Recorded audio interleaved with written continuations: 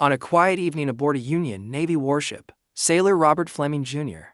noticed something unusual floating in the water off the starboard bow. At first, it appeared to be just a log, but the glint of metal quickly caught his eye. What began as suspicion soon turned into alarm. When the metallic object started moving directly toward the ship, Fleming raised the alert, and armed crew members opened fire on the approaching object.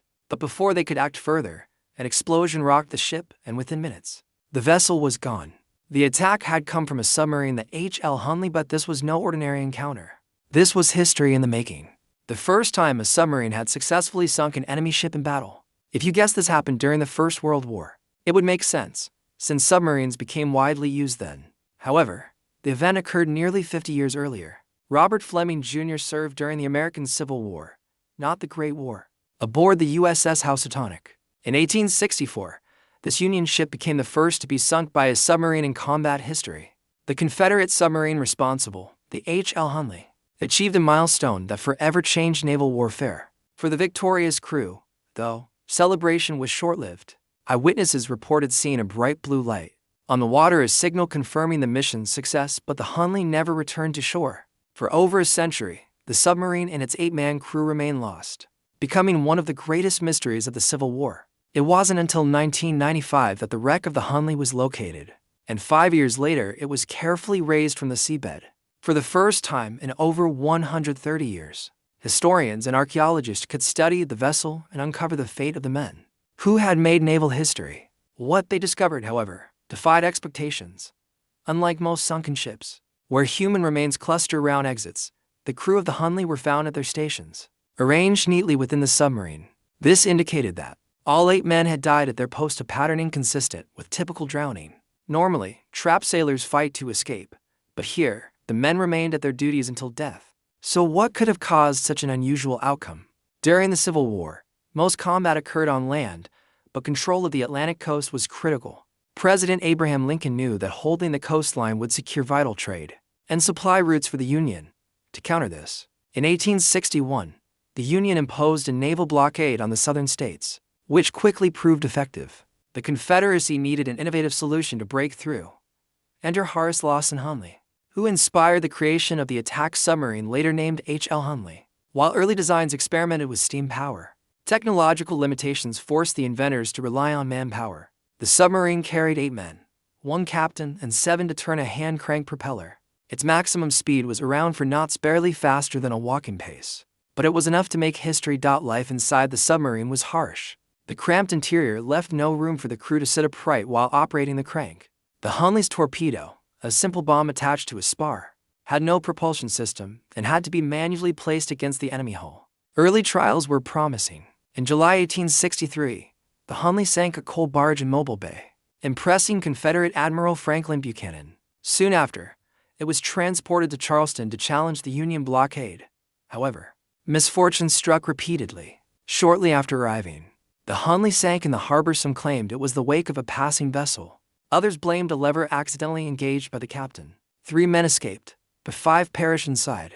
After recovery and repair, tragedy struck again when Horace Hunley and all 8 men aboard died during a test dive. Despite these setbacks, the submarine was recovered and refitted for combat. On February 17, 1864, under cover of darkness, the HL Hunley successfully sank the USS Housatonic, one of the Union fleet's largest ships. This marked the first time in history a submarine had destroyed an enemy vessel in battle. Yet, the mystery deepened when the Hunley was raised in 2000. It was largely intact, with hatches closed and only 2 holes in its hull. Safety measures like ballast tanks and removable keel weights had not been activated, and the crew's remains showed no signs of trauma. The submarine had traveled further out to sea than the Housatonic wreck, in the exact wrong direction. The evidence suggested that the submarine didn't implode, wasn't rammed by another ship, and the crew didn't die from drowning or an external attack. The crew's lack of reaction to impending death was perplexing. Unlike modern submarines, which generate oxygen on board or supply via pressurized tanks, the Hunley relied on snorkel tubes and bellows. The system likely provided only minimal air, meaning deeper dives created a closed environment with limited oxygen. Some speculated death by asphyxiation, yet this conflicted with human physiology. While hypoxia, a shortage of oxygen, can incapacitate without warning, elevated CO2 levels, known as hypercapnia, would have caused immediate symptoms: confusion, shortness of breath, and severe discomfort. Tests simulating crew respiratory rates consistently showed hypercapnia would have manifested well before hypoxia, implying that suffocation alone could not explain their deaths. So if it wasn't asphyxiation, what happened to the Hunley's crew? For years, no one had a definitive answer. Then, in 2013, archaeologists revisited the submarine's spar, which held the torpedo.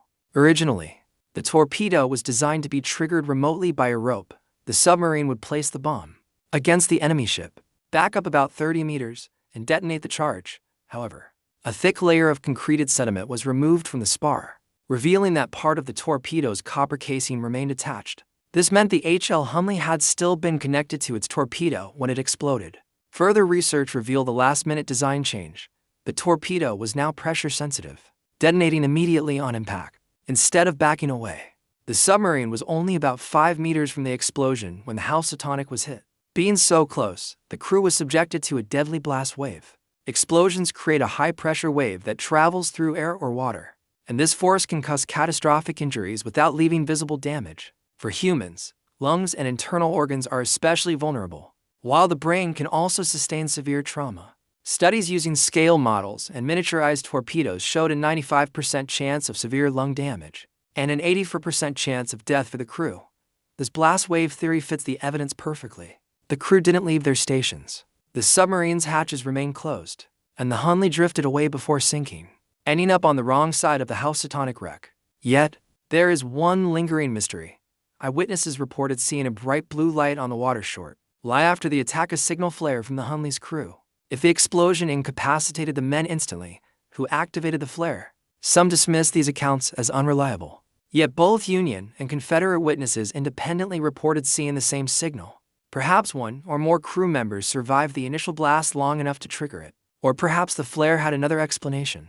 For now, this detail remains unsolved, leaving a small but tantalizing question mark in an otherwise convincing theory. Even beyond the mystery, the Hunley story includes a remarkable family legend.